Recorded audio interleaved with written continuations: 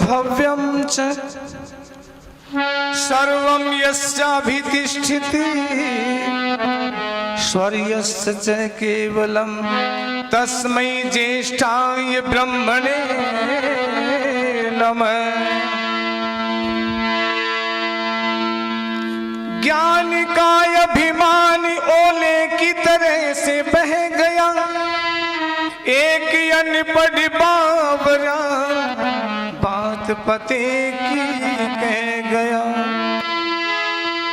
हो गई है श्याम तुझको ए पथिक इस बाग में, खान पाया आम तू बस पेड़ गिनता रह गया।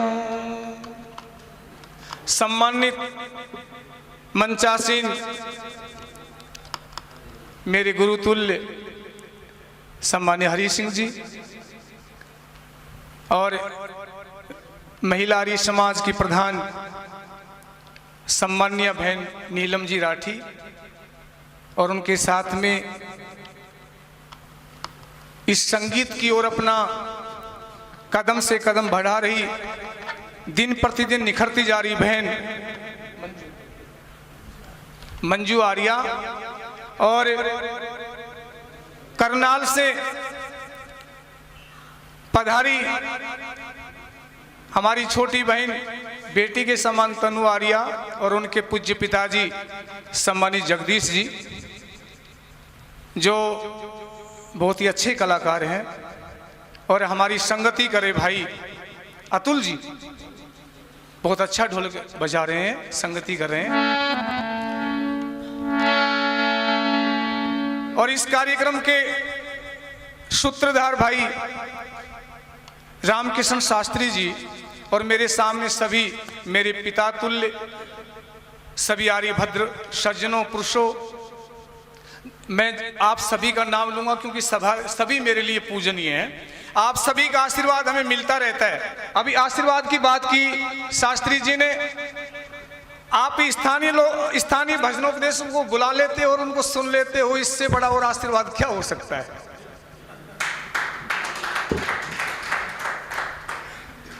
नहीं तो कहते हैं ना, घर का जोगी जोगना बाहर का जोगी सिद्ध। मैं बाहर वालों की बुराई नहीं कर रहा हूं, बहुत अच्छे उपदेशक हैं जिनसे ज्ञान मिलता है और उनको बुलाना भी चाहिए, क्योंकि कई बार ऐसा होता है कि हम घर में जब बैठे होते तो बच्चे हमारी बात नहीं मान करके बाहर के लोगों की बातें अच्छी मानते हैं, सुनते हैं। ये कार्यक्रम बहुत अच्छा चल रहा और समापन की ओर है शास्त्री जी।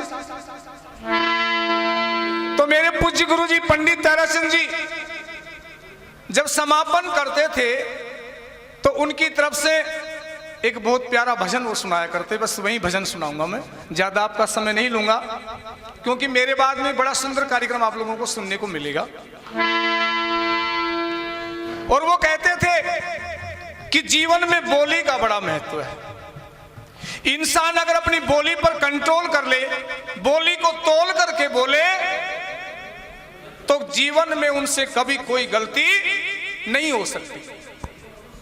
ध्यान से सुनेंगे। और तुलसीदास भी कहते हैं, तुलसी मीठे वचन से सुख उपजत चहु और, वशीकरण यही मंत्र है तू तज दे वचन कठोर। तुलसीदास जी कहते हैं दुनिया को वश में करने का बस एक ही मंत्र है कि तू कठोर बोलना छोड़ दे और मीठा बोलना सीख ले, सारी दुनिया तेरे वश में हो जाएगी। थोड़ा मुझे इस तरह से। और वैसे हमारे यहाँ कहते हैं कि अन्न रस धन रस प्रेम रस सब रस राखे तोल, एक बोली जैसा रस नहीं जय कोई जाने बोल। और वैसे फिर बोली तो बोले सारे, बोली में अंतर पाया, बोली में ही अमृत और बोली में जहर बताया। बोली तो बोले सारे, बोली में अंतर पाया,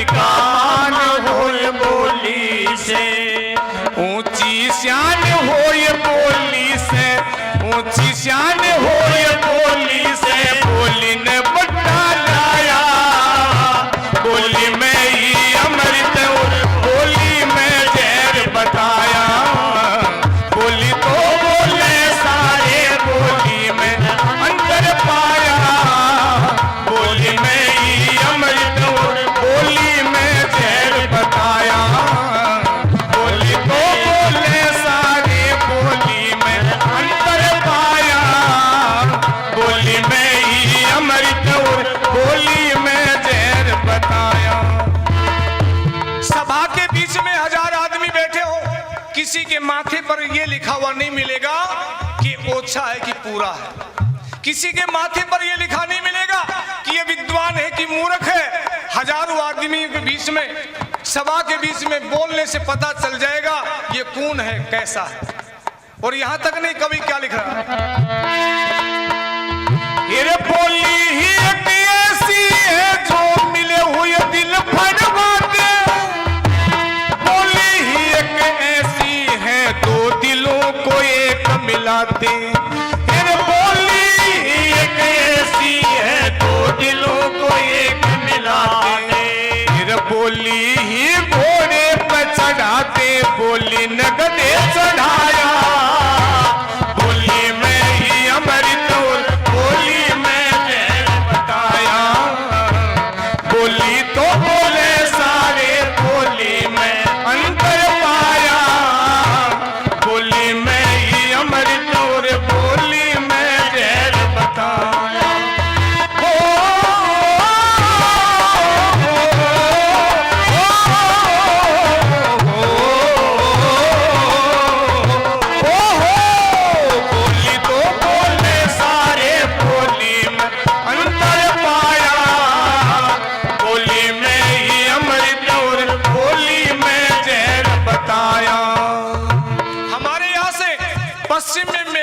थे, अब भी भरते हैं, और हमारे इलाके के लोग ऊंट बैल लेने के लिए जाते थे, पैदल ही जाते थे, पैदल ही आते थे।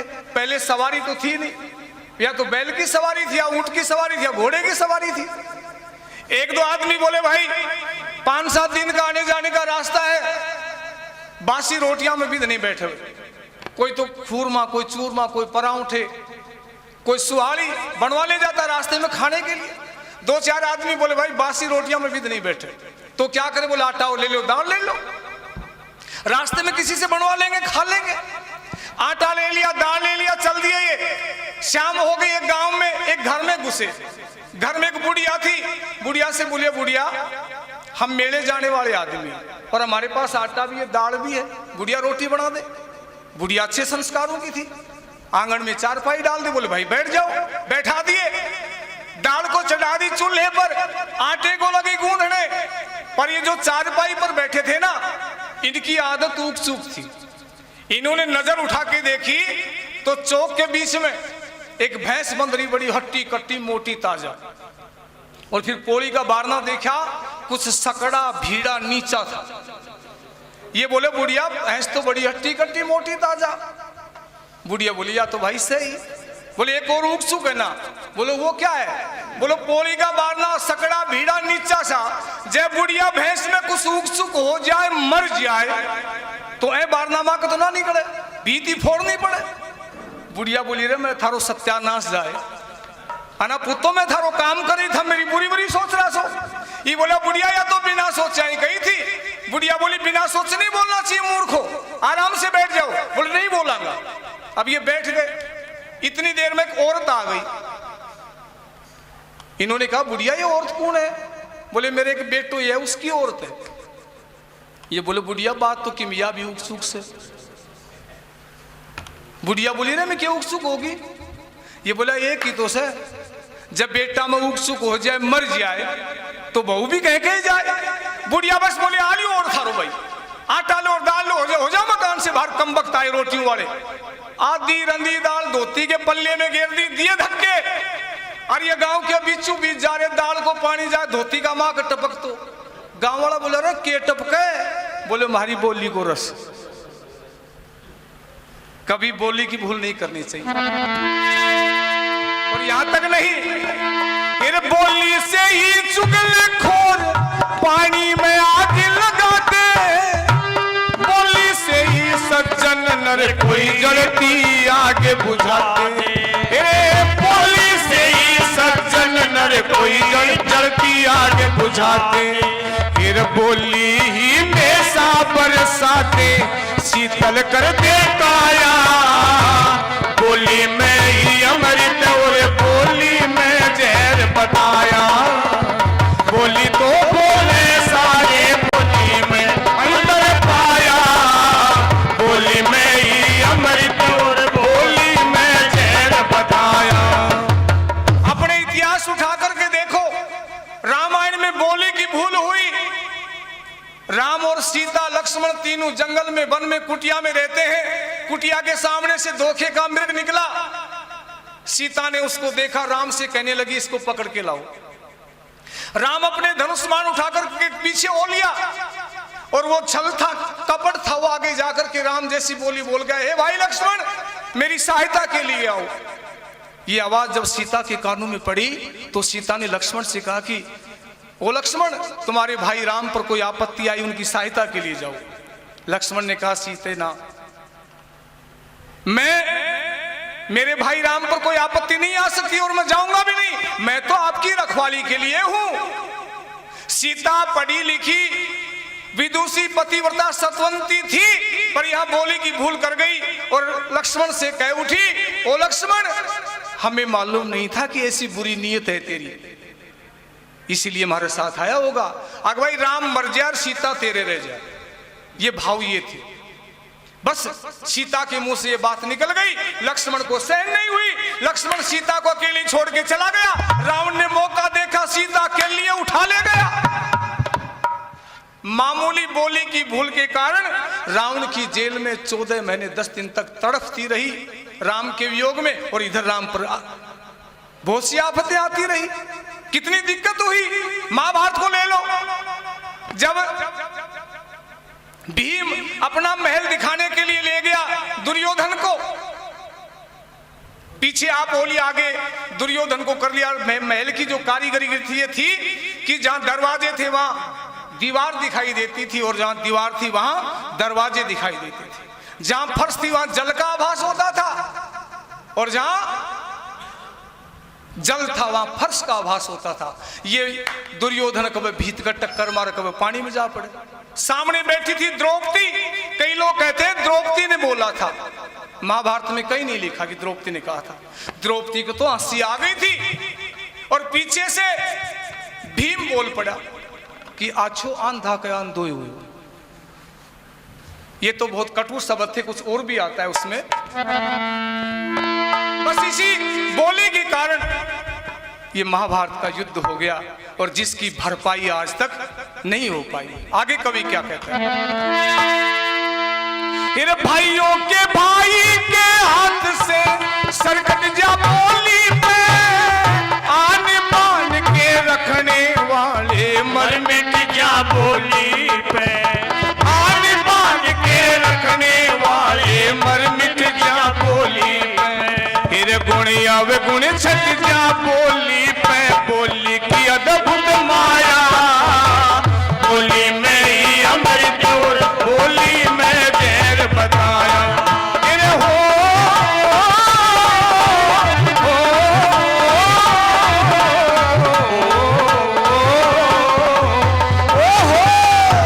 बोली तो बोले सारे, बोली में अंतर पाया। बोली में ही अमृत और बोली में जहर बताया। और आखिर में गुरुजी क्या लिखते हैं, बोली का ही पैर जगत में प्रेम भाव बोली का। चंचल चतुर चालाक चपल नर राखे दाव बोली का। अच्छा, अपने ऊपर एक चीज ढाल के देखना, तीर कहां से निकलता है? धनुष से। धनुष से छोड़ा जाता है तीर, बाण जिसको बोलते हैं बाण। और हमारे पास भी वो धनुष है। आप देखना, एक दूसरे की तरफ देखकर कहना, अपना जो मुंह है ऊपर का हिस्सा है ये धनुष की तरह है, उपला ओठ है ना जी, और ये नीचे वाला बिल्कुल सीधा जो डोर बंधी होती है, उधर से तो बाण छोड़ा जाता है, इधर से वाणी, कहते उसका घाव भर जाता है लेकिन इसका छोड़ा हुआ बाण ये घाव कभी नहीं भरता है। तो कवि क्या कहते हैं,